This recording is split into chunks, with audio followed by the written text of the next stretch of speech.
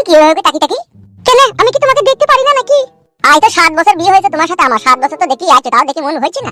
না মন হচ্ছে না, যতই দেখছি ততই নতুন লাগছে। তাই নাকি শোনা? আমি তোমাকে এত মন দিয়ে মনে প্রাণে ভালোবাসতাম, তো বুঝি কেন তুমি বিয়ে করেছিলে গো? আরে বাড়া, ওটা ভুলে হয়ে গেছে, ওসব কথা বাদ দে। মানুষ ভুল করে তো জীবনে কত কি অন্যায় করে ফেলে রে, অত ধরতে গেলে হবে বল? সেইটাই কথা গো। বাজার কি কি আনলে গো? এলাও ধরো, সবই নিয়ে এই যে দেখো। আর কিছু আনতে হবে না, হয়ে যাবে গো? হয়ে যাবে, তুমি দুপুরে এখানে খাবে তোমার সাথে একসাথে। দেখি ছোট ঢেমুনের কাছে গিয়ে আবার কি বলে। ও কি বললো না বললো তুমি এখানে যেন দুপুরে খাবে, তুমি আর আমি একসাথে খাবো। আবে হ্যাঁ, তুমি দুপুরে আমার সাথে এখানে খাবে, তোমাকে আমি নিজের হাতে হাতে করে ডাব ডাব করে লাডু লাডু করে ভাত করে দেবো। এত ভালোবাসা ছিল কোথায় বউ? 2 পিস চিকেনের লেগে আমি বিয়ে করেছিলাম, আর তুই যে এত ভালোবাসবি জানলি তো জিন্দিগি তার বিয়ের নামই মুখে আনতাম না রে বউ। তাই 2টো বিয়ে করে ফেললাম বলে ভালোবাসা আরো বেড়ে গেল রে বউ। সেটাই ভাবো, তাহলে তো আর একটা বিয়ে করলে অতি উত্তম কাজ হবে মনে হচ্ছে, ভালোবাসা তো আরো দ্বিগুণ হয়ে যাবে তোমার কাছে আমার। দেখো আমি তোমার বউ, আমি তোমাকে ভালোবাসি, তুমি 1000টা বিয়ে করলেও তোমার প্রতি আমার ভালোবাসা যেমন আছে তেমনই থাকবে। কি কথা বলছিস রে সোনা বউ? আমি ঠিকই বলছি। যদি কোনো মেয়ে তার স্বামীকে রাজা বাদশা ভাবে, তো সে রাজা যদি 10টা বিয়ে করে তো তার বউরা অবশ্যই মেনে নেবে, আর যদি নিজের স্বামীকে চাকর চাকরানি ভাবে তাহলে সে মানবে না। বাড়ারে, তুমি আমাকে রাজা বাদশা ভাবো বউ? তাহলে এটা কি, তুমি আমার মনের রাজ্যের রাজা, আমি তোমার মনের রাজ্যের রানী। কিরে ফুটো, কেমন আছিস? আবার ভালো আছে কাকা, ভালো আছে। আপনি কি কি ব্যাপার কাকা, হঠাৎ করে এলেন? হঠাৎ বলতে?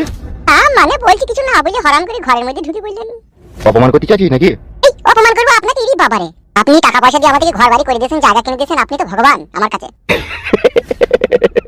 খ্যাপাতোদা, মানুষকে কখনো ভগবানের চোখে দেখতে নাই, তাতে ভগবান নারাজ হয়। আমি একজন মাত্র সাধারণ মানুষ, তোর দুঃখে আর কষ্টে তোর পাশে দাঁড়িয়েছি, তাই বলে তুই আমাকে ভগবানের জায়গায় বসাইতে পারিস না, এটা ভুল, এটা সম্পূর্ণ অন্যায়। ভগবান নারাজ হয়ে যাবে যে পাগল। গুদমারানির ভাই, তোর কত নাটক রে, তোর নাটকের কাছে শয়তানও হার মানবে। কি দেখিস ফুটো? কি কাকা, কিছু দেখিনি, বসেন বসেন। নতুন বাড়ি চেয়ার টেবিল নাই, কোথায় বসবো? এখানে বসেন কাকা, এই তক্তার উপরে বসেন। হ্যাঁ হ্যাঁ, বসি বসি। ওইদিকে একটু চেপি বসা দেখিনি। কেমন আছে? কেমন? ভালো আছি, আপনি কেমন আছেন? কি ব্যাপার, কথাটা কেমন ঘোলা ঘোলা লাগছে মনে হচ্ছে? আমি এর জন্য তোমার স্বামীকে টাকা দিইনি ঘর বাড়ি করার জন্য, এইভাবে পুন ঘুরিয়ে পুনা ঘুরিয়ে কথা শুনবো? আমি ওরকম ব্যক্তি নয়। আপনি ভালো আছেন বলেন, আমি বললাম হ্যাঁ ভালো আছি, ঠিকই তো বলেছি। না, এর মানে এটা নয়। দেখে আমি বুঝতে পারছি তুমি হয়তো আমার উপরে কেমন একটা রাগ রাগ ভাব দেখাচ্ছ। এই মা, আমি আপনার উপরে রাগ করতে যাব কেন? কাকা একটু মনে শরীরটা খারাপ, সেই জন্য।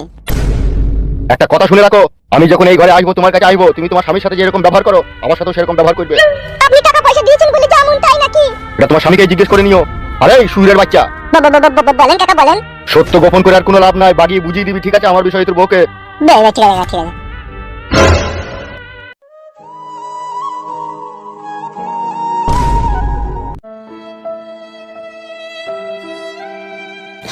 কি হয়েছে বলো তো? তোমার সামনে এরকম কথা বলে এমএলএ সাহেব তুমি কিছু বললে না, কি হয়েছে গো? তুমি আমার গা ছুঁয়ে বলো, সত্যি কথা বলো, তুমি একটা মিথ্যে কথা বলবে না। ও এরকম কথা বললে তুমি চুপচাপ থাকলে, তুমি কিছু বললে না কেন বলো? আমি আর তোমার কাছে কোনো জিনিসটাই আর গোপন করব না, সত্যি কথাটাই তোমাকে বলবো বউ। তুমি সত্যিটাই বলবে, বলো কি হয়েছে, সত্যিটাই বলো।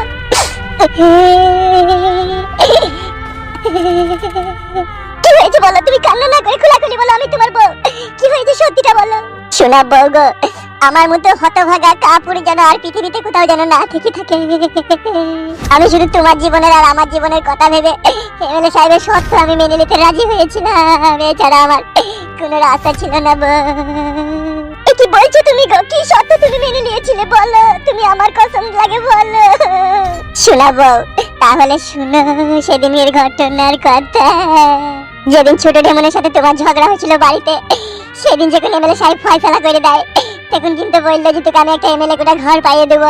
তো সংসারে যেরকম এই জন্য অশান্তি ঝগড়া হয়েছিল, তো আমার সাথে চিও পার্টি অফিসে। তো আমি পার্টি অফিসে যখন যাই, পার্টি অফিসে বললো, কি বললো, কি বলেছে গো?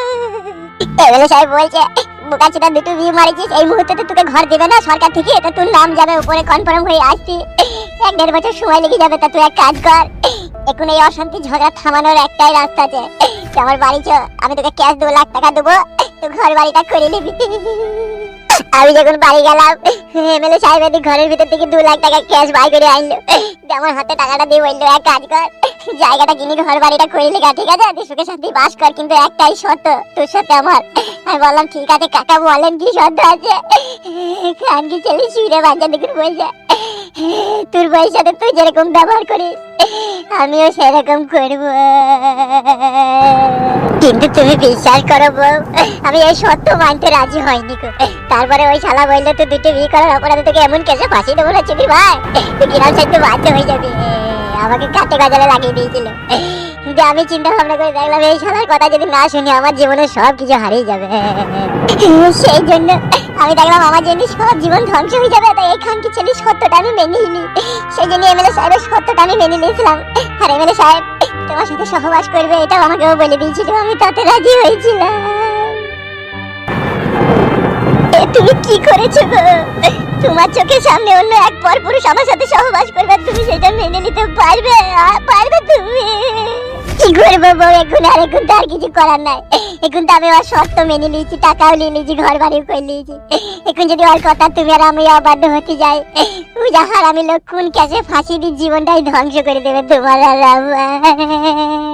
বুঝতে পেরেছি তোমার জীবনের দুঃখের কথাটা, আমি বুঝতে পেরেছি স্বামী। তুমি আর কেঁদো না, বুঝতে পেরেছি আমি। এখন বুঝতে পারছি বাস্তব কত বড় কঠিন আর সত্য। তুমি সবারই চিন্তা ভাবনা করে তুমি এই কথাতে রাজি হয়েছিলে, এখন বুঝতে পারছি। হ্যাঁ শোনা বাবা, হ্যাঁ অনেক ক্ষেত্রে আমি শুনেছি মানুষ মানুষকে ভালোবেসে তার জন্য জীবন দেয়। তুমি আমার স্বামী, আমি তোমার স্ত্রী, আমি তোমাকে ভালোবেসে তোমার জন্য এটুকু সামান্য জিনিস আমি অবশ্যই করব, কিন্তু তার আগে তোমার কাছে আমার একটা শর্ত থাকবে। বেশ ঠিক আছে, বলো শোনাবো। তুমি আমাকে কখনো কোনোদিনও খারাপ ভাববে না তো আমি তোমার জন্য যদি এই কাজটা করি? কি করবো শোনাবো, মন তো আমার চাই না, কিন্তু আমি যাই নিরুপায়, আমার যাই পাথরে হাত চাপাবো। বেশ ঠিক আছে, তুমি কান্না করো না, আমি তোমার হয়ে এই কাজটা আমি অবশ্যই করব, যেহেতু আমি তোমাকে ভালোবাসি, তুমি আমার স্বামী।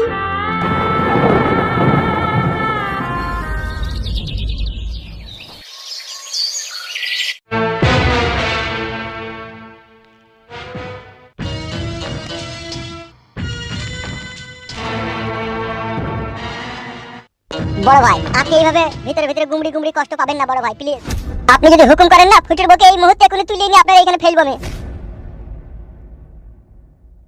আপনাকে আগেই বলেছিলাম আমি 2 লাখ টাকাটা দেওয়ার সময় ভেঙে নেবেন, কথাবার্তা ফাইনাল করে ভেঙে নেবেন, কিন্তু আপনি কি ভেঙেছেন আপনি নিজেই জানেন। আমি তো সুরের বাচ্চা ফুটুকে বলেই দিয়েছিলাম যে তোকে 2 লাখ টাকা যখন দিচ্ছি তোর বউ মানে আমার বউ, এটা ইয়ার থেকে আবার কি বলবো বে? যে আপনি ফুটের বাড়ি গিয়ে ফুটের বউয়ের পাশে বসে কথা বলতে গেলেন আর অমনি ফুটের বউ না ঘুরিয়ে নিল। হ্যাঁ তাই তো কইলো। এ কালো কুকুর ওসব বাদ দে তো, ঝামেলা চোখে তুলি নিয়ে আনিছো। হ্যাঁ হ্যাঁ চো, বানাচ্ছো তার ভালো লাগে না, চো। কি বে চলো বড় ভাই, যাবো না? বে তোকে আমি বললাম যেতে, তা আপনি কষ্ট পাচ্ছেন বলেই তো যেছি আমরা। তুই দিকে বল আমি কি করে বুঝাই রে বল। আমরা তো বুঝতে পারছি বড় ভাই, আপনি ফুটের বউকে চাইছেন, সেজন্যই তো কাইন্দি গেছি। ওরে বালমুকুরা, ফুটুর বউকে ওইরকম চাওয়া চাইনি আমি। তাহলে কি রকম চাইছেন? তোরা তো ভালোভাবে জানিস আমি কোনো বিয়ে শাদী করিনি, আমার ঘরে বউ নাই, সেই জন্যই আমি বিয়ে না করি পরের বউয়ের ভালোবাসাটা নিজের কাছে উপভোগ করবো বলে ওকে আমি টাকাটা দিয়েছিলাম। আমি জোর জবরদস্তি করলে তো বহুত কিছুই করতে পারি, আমি করিনি কেন? আমি চাইছিলাম ফুটুর বউ আমাকে তার নিজের স্বামী ভেবে আমার পাশে এসে আদর করে বসবে, আমার সাথে সুখ দুঃখের কথা বলবে, আমার সাথে সময় কাটাবে, সে মন থেকে সবকিছু খুলে দেবে আর আমি সবকিছু করবো। সেই জন্য তাকে আমি ওই 2 লাখ টাকাটা দিয়েছিলাম, ঘর বাড়ি করে দিয়েছিলাম। কিন্তু আমার মন বলছে ফুটু সুরের বাচ্চাকে এই গোপন কথাটা মনে তার বউয়ের কাছে লুকিয়ে রেখেছে। হইতেও পারে, না আবার কিছুই নাই। হ্যাঁ এতক্ষণে বুঝতে পারছি, ও হয়তো আর বউকে বলেনি, ওই জন্য ওর বউ না ঘুরিয়ে দিয়েছিল। বললাম তো আমি তোর বউকে ভালো করে বুঝিয়ে দিবি। বুঝাবে মনে হচ্ছে না, যাবো ওকে ঘা কত দিকে ভালো করে বলে দেয়, বুঝি তোর বউকে সব বলে খুলে। সেটা তো হবেই, দাঁড়া দাঁড়া একটু ধৈর্য রাখ, একটু ধৈর্য রাখ। আজকে সন্ধ্যেবেলায় যাবো, ফুটুর বউ যদি আমাকে নিজের স্বামী ভেবে যদি আদর ভালোবাসা না দেয় তাহলে ফুটুর অবস্থা খারাপ হয়ে যাবে মনে কর। আজকে দিনটা দাঁড়া, অপেক্ষা কর। এবং তাহলে বস, অনেকক্ষণ এলাম, গল্প কলমে গেলাম, আমি বাড়ি যাই। বস লো বস, এই তো এক্ষুনি এলি, একটু গল্প কর না, দি যাবি। তুই তো ভালোভাবেই জানিস এখন আমার সঙ্গী সাথে বলি আর কেউ নাই। তুই বাড়ির পাশে সই আমার, তুই যদি একটু একটু গল্প না করিস তাহলে ভালো লাগবে? বল। গল্প তো কইতে ইচ্ছা হইলো, কিন্তু এক সময় আমার ভয় লাগে, তোর ভাতার আবার একটু টেরি মাতালি আছে, ও যদি আবার চলে আসে তাহলে আবার আমাকে আবার অন্য কিছু বলবি, জানিস তো? কি আবার বলবি? সে কাদা কুকুর বেটা, সেটাই বাইতে না, ওই বাইতে আছে, সেই ডেমনের কাছে আছে এখন। তুই ভালোই করলি লো, সে ছুরিটা এখান থেকে সরিয়ে দিলি, ভালোই করলি, তুই বেলা আরাম করে থাকতে পাবি। হ্যাঁ বোন, সে সতীন সাত মারানি কি আমি এখান থেকে তাড়ালাম বলি তো আমি তোর সাথে গল্প করতে বেশি, কথা বলতে বেশি, নাহলে ওই ডেমন থাকলে তোর সাথে গল্প হইতো না, কথা বলতে হইতো না। কোথায় কি ফিস ফাস করে লাগিয়ে দিস, ঝগড়া শান্তি লাগিয়ে দিত। হ্যালো দি, তাহলে তোর ভাতার কখন কি তোর কাছে কোন টাইমে আসবে বলে দিস? কেন লো, রাত্রে থাকবি আমার কাছে, আর দিনে ওই ছুরির কাছে থাকবি। ভালোই করেছিস লো, রাত্রেলি, রাত্রেই তো মজা না। হ্যালো আমি তোকে একটা কথা বলছি, তোমার কাউকে বলি না লো। হ্যাঁ এই লো, কি কথা লো বল। কাউকে বলি না লো, বলি না, তোকে বলি বলছি। না লো না, তো বিশ্বাস করিস না, এমনি বল, কোনো ভয় নাই, বল। এলো ভাতার ছাড়া আমার সাইডে আর একটা নাম আছে লো। এই লো, কি কে এলো সে ছোড়া আবার? তুই ভালো সময় এখন, সামনেও একজন পেছনেও একজন, দুই দিকে দুজন ঘুরতে মারবি, কি মজা পাবি লো। হ্যালো হ্যাঁ, সেই জন্যই তো আমি ওকে সাইড করে রেখে দিয়েছি, পার্সেল করে। তুই কখন আসে, কখন তোর কাছে আসে? আমি ডাকলেই চলে আসবি? আমি তো কোনোদিনও দেখিনি, একদিন দেখাই দেখিনি। বেশ এই দিন এলি পারে তোকে আমি ডাকবো, তোকে ফুস করে আড়াল থেকে একবার দেখাবো। হ্যাঁ হ্যালো হ্যাঁ দেখাবি, তাহলে খুব ভালো হবে। হ্যাঁ দেখাবি। হ্যালো তোকে একটা কথা বলবো। হ্যাঁ বল। হ্যালো আমার জন্য একটা দেখ কেন লো, আমারও তো ওই হেতিরে কম জোরে আমার স্বামীর কেন পাচ্ছি না ঠিকঠাক ভাবে তোকে দিতে পাচ্ছি সেরকম পারে না ফাদা কুকুর বেটা সেরকম পারে না ও ভইলেই পড়ে যায় কি লাভ ভইলেই পড়ে যায় হ্যালো হ্যাঁ ওই 4 বছর থেকে ঘষা মাজা করে হ্যালো তাইলে শুন বল আমি আজকালের মধ্যেই ডাকছি দেখি আমি ওকে বলি আর যদি কোনো বন্ধু থাকে তাহলে তোর সাথে লাইন করে দেবার ব্যবস্থা করব আমি তাহলে ভালোই হবে না তোর আমি একসাথে ভালোই হবে না তাহলে কই দে চুপ চুপ চুপ চুপ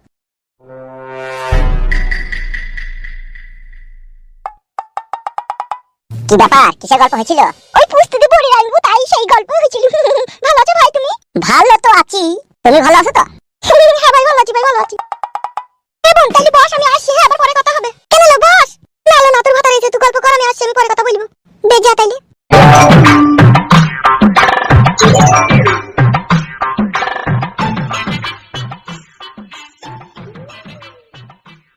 তুই কি এইভাবে মুখ পানে তাকাইছিস কেন ওর সাথে বেশি সম্পর্ক করো না ওর স্বামী ভালো লাগে মদ ভাঙ খায় আমার কি ওর স্বামী মদ খেলো না গেঁজে খেলো ও আমার বান্ধবী আমার বাড়ি এলো আমার সাথে গল্প করলো ওর স্বামীর সাথে কি সাথ মানা করছি ওই সময় সাথে বেশি কথাবার্তা বলবা না ঠিক আছে ওর কথা বাদ দাও তুমি এখন কোথায় ছিলে সেটা বলো কেন জানি না আমি কোথায় ছিলাম বড় বউয়ের কাছে ছিলাম মানে সব বিচার করে দিছে দিনে থাকতে হবে বলে কি 24 ঘন্টাই থাকতে হবে আইডি বাইরে তো খানিক বসে থাকতে পারো বাইরে থাকা থেকে নিজের ঘরে বসে থাকা ভালো লাগে থাকো কিন্তু একটা কথা শুনি রাখো কি শুনি রাখবো দিনের বেলায় দুবার তিনবার ওর কাছে সহবাস করে সজনে ঝরিয়ে ফেলে দিও না তাহলে রাত্রে দাঁড়াবে না কি খান কিরে তুই আবার রাত্রে যদি না দাঁড়াই তুই একটা কলা গাছকে চাইন বলো তুই ভরবো তোর এখানে